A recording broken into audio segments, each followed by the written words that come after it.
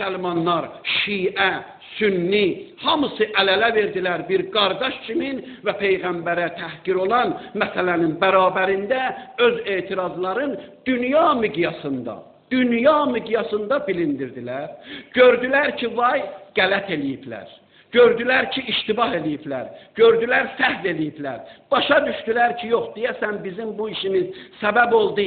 Müsəlmanlar daha çox birləşə, dedilər, onda gəlin Şiə ilə Sünninin arasına ixtilaf salaq. Gedin İmam Həsən Əskəri, İmam Hadi əleyhissalamın mərqədin uçurdun və deyin Sünnilər elədi. Amma biz bilirik ki, Sünnilər bu işi görməyiblər. Sünnilər bizim qardaşımızdır.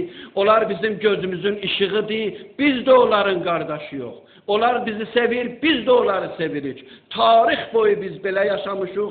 Onların öz əqidələri özlərinə möhtərəm, bizim əqidəmiz bizə möhtərəm. Onlar da Əhl-i Beyti sevirlər, biz də sevirik. İndi o deyir, birincidir, dördüncüdür, neynə? Dördüncü olsun. Eybi yoxdur. O özümüzün məsələmizdir. O Məsihiyyətə aid olan şeydir.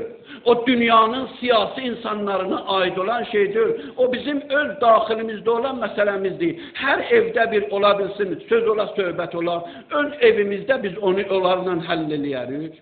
İndi nə Əli əleyhissalam buradadır, nə başqası buradadır, nə də xəlifələr dirilib deyək hansı olsun.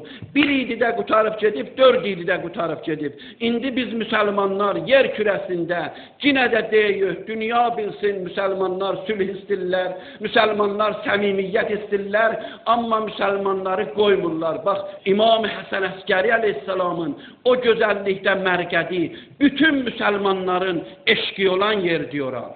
Həm Əhl-i Şiə, həm Əhl-i Sünni, hamısı Əhl-i Beyti sevir, hamısı Əhl-i Beyti istir, Əhl-i Beyti istəməyən müsəlman yoxdur.